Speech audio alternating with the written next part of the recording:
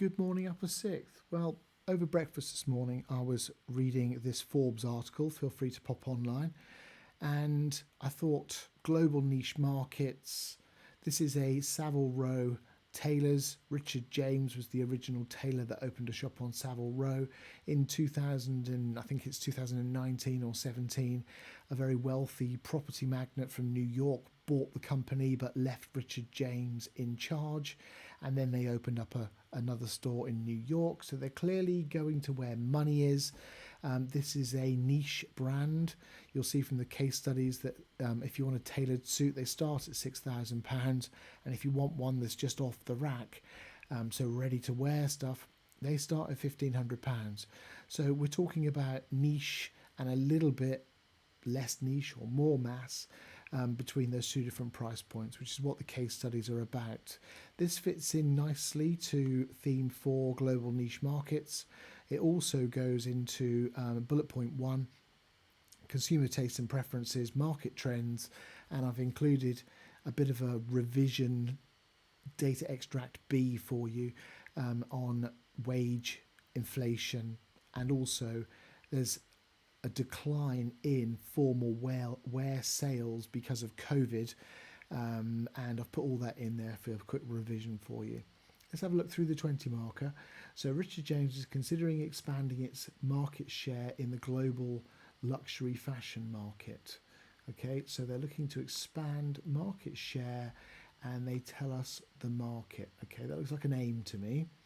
The brand could either focus on option 1, global niche markets, by capitalising on the bespoke tailoring heritage and unique style, or aim to broaden for a broader global market by expanding its ready-to-wear collections. Okay, we've got niche, we've got more mass. This is not niche versus mass. Okay, when you see that their ready-to-wear collection is 1,500 quid and upwards, we're not talking Primark. Okay, so you have to think about this. Let's go to the question itself. Evaluate these two options and recommend the most suitable. Okay, so which one is the most suitable? It doesn't mean they are going to not sell ready-to-wear collections. It's most suitable for Richard James to achieve market share growth. Okay, now before we move on, it's in class I talk about mass versus niche as being on some sort of spectrum. You're not in just two different camps. You're not just mass or you're just niche. And other than the Americanized spelling of neighborhoods here, this is actually a good graphic which I've borrowed from the internet. And so at this end, we've got every single person on planet Earth, possibly, or at least in the country. And down here, we've got one person. Absolute niche.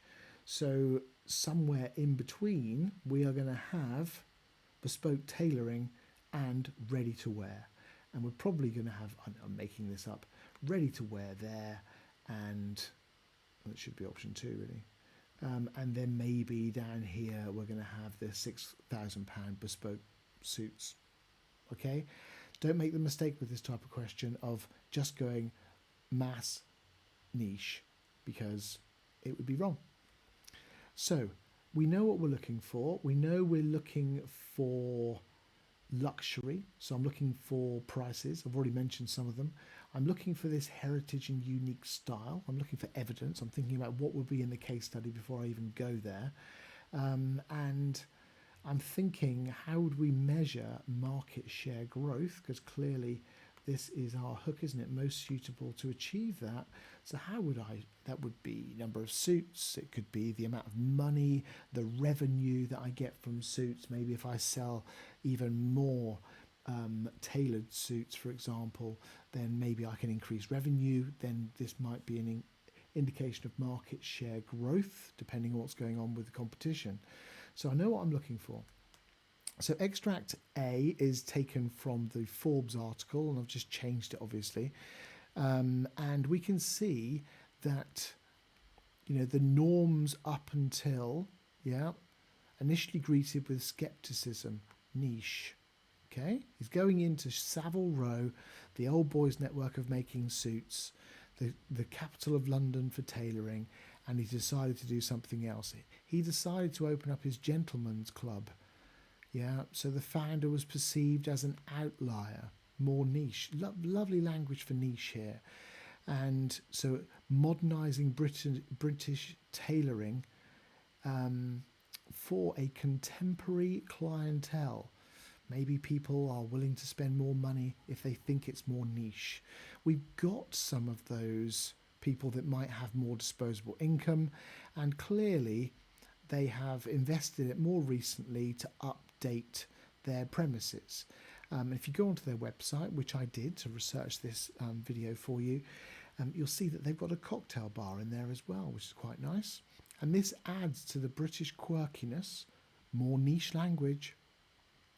And, you know, we've got those prices from and to, and, you know, we've got lots and lots of information here already. So there's loads of information here about the niche side of it, and I've got a bit of information here about the ready-to-wear. Extract B is looking at some of the macroeconomic factors that we've looked at before. We've got wage increase of 9.5. We've got inflation at 9.6. Well, a bit of simple maths there, and using that data, I know it's from different time periods, but to illustrate a point, there's negative wage growth between those two periods for some people. And that's the key thing with this data. You need to remember that this is average, and I'm thinking the average person can't afford a £6,000 suit. Maybe the A-list celebrities are doing really well, actually, because they're A-list. They're not B-list, are they? Yeah. And maybe spending £6,000 on a suit is pocket change, and therefore they will be less sensitive to those higher prices.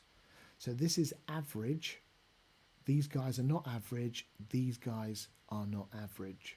Okay, the contemporary A-list celebrities that like British quirkiness, who might be willing to spend £6,000 on a suit. Okay, now we've then got some information about the sector, and you can go through this and we can see compound annual growth rates. I'm sure you've calculated this in theme 3. So you've got some stats in there, and we can see that this sector is in decline globally, and it might be that we've got, you know, shrinking UK, but it looks like China are doing okay at the moment.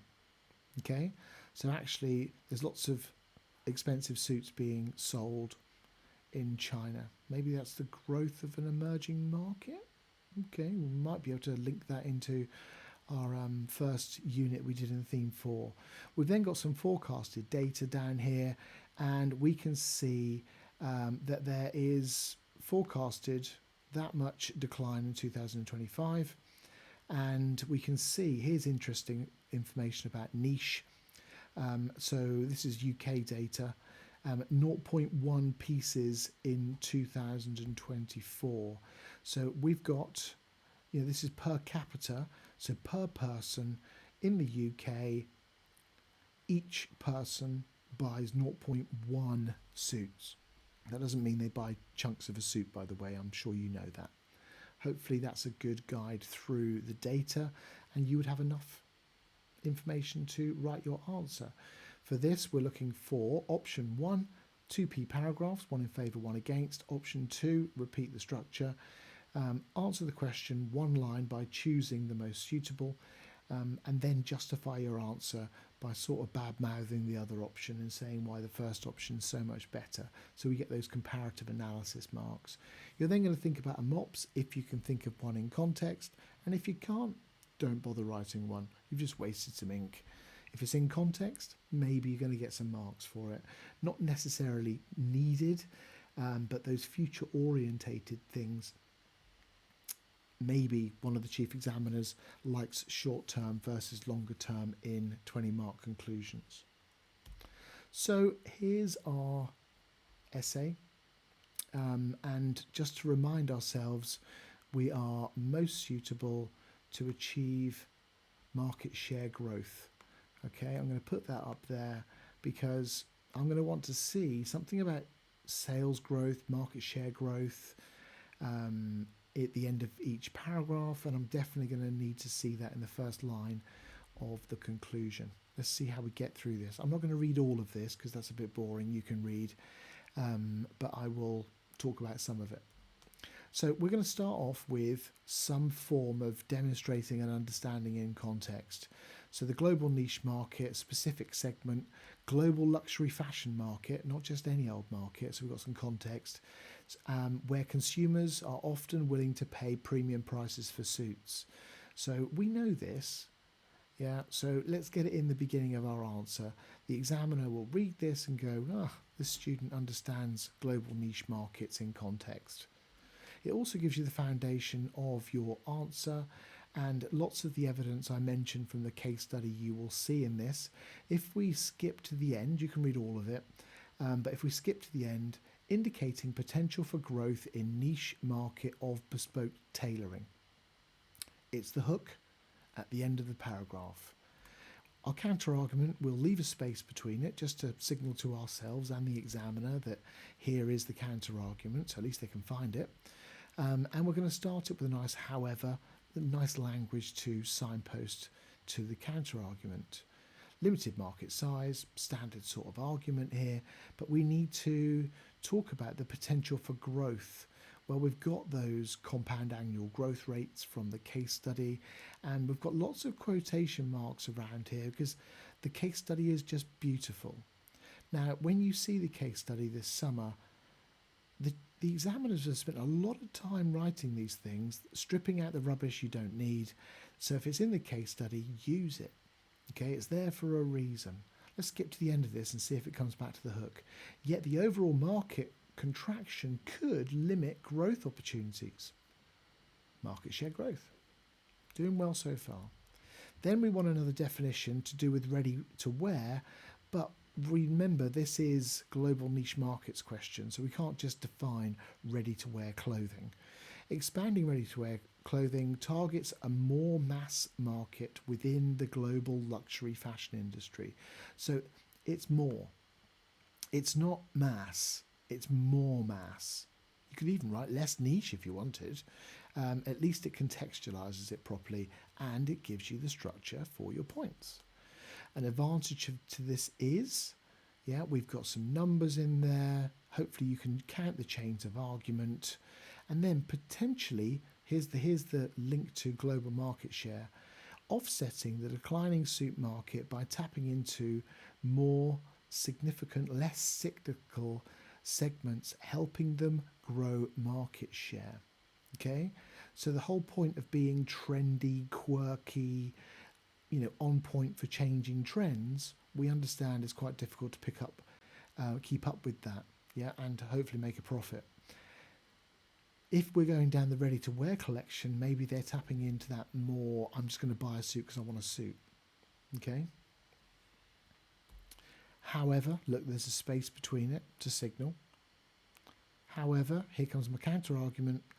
Then we've got exclusive heritage. Yeah, could risk changing the brand market position.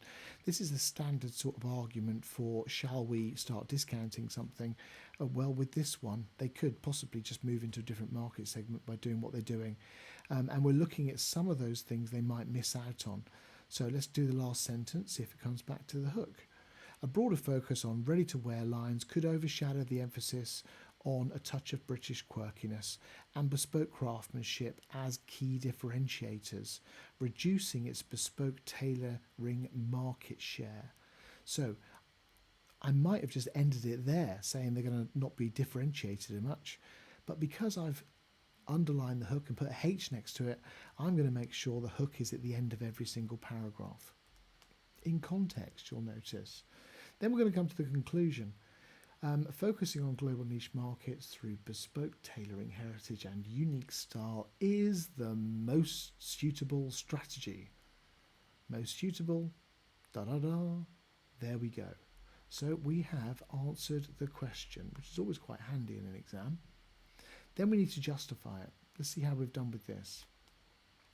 While expanding ready-to-wear collection offers broad broader market access, it risks diluting the brand. Bit for a repeat there. The bespoke tailoring niche, despite its small size, presents a robust opportunity for growth and brand differentiation, crucial for long-term success in the luxury fashion market. This strategy strengthens Richard James's market position by emphasizing its unique value proposition in an increasingly competitive landscape. Okay, now most of that, to be honest with you, sounds a bit waffly.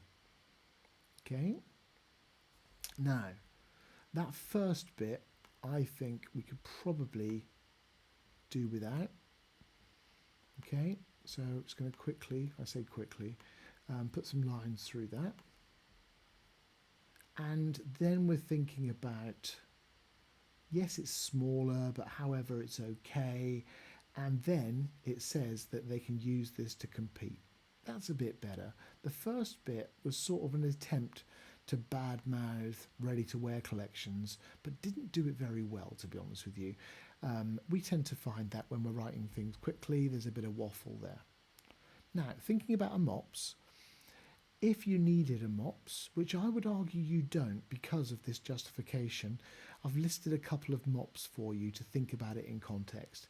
Before I show you the MOPS, this statement here is future orientated, increasingly competitive landscape.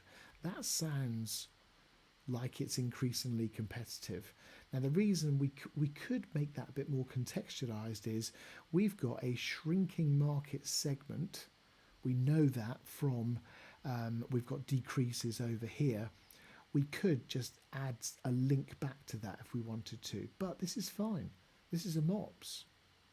Yeah, it may not start with in the future like the rest of them will, but actually it's future orientated. I would pretty much stop writing there and move on.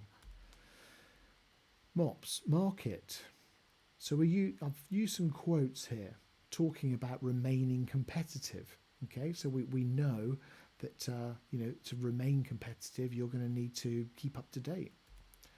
The objectives. Well, maybe back onto our sustainability and personalisation. Well, we know that these are trends. We've done our research theme. Maybe this is very important for their growth. So actually, focusing on that sustainable fabrics, for example, and personalisation, you can't get much more personalised than a £6,000 tailor-made suit. Maybe this is good for them to carry on. Now remember, there's another O in MOPS, which is possibly ownership. Now, if you do a bit more research, you'll find out who bought the company, and maybe he's going to sell it in the future. Don't think so, but we shall see. But it could be that the ownership changes in the future, and if someone like Perish the Thought, the Fraser Group, bought them, then maybe they want to become more mass market, and we'll see if they have a better success than matches fashion. Hopefully you've watched that video. The product, well, the limited edition, exclusiveness, maybe this is something that they want in the luxury fashion market. Remember, their target market. They're not the average people on the average wage. Maybe it needs to be niche to be successful, because if it becomes too mass, maybe their A-listers won't buy suits anymore. Situation in the economy. You've got loads of information in this case study about the economy, so you could be thinking about those shifts. Maybe they don't need to open up another store in, I don't know, Beijing or Tokyo. They could literally just have that digital retailing, maybe with a couple of flagship stores, one in London, one in New York, and then people like you and me and Forbes talk about them all the time. Use the level 4 marking grids. You decide. Obviously, if you wanted a MOPS, then actually you'd only need one of those. Only mark it up to there. Ignore this, and you decide if it's level 4 or not. And then, if it hits all the criterias, which it might not, then you give it 20 out of 20. If it does most of them, well, you decide where it is in that level 4 criteria. Have some fun marking.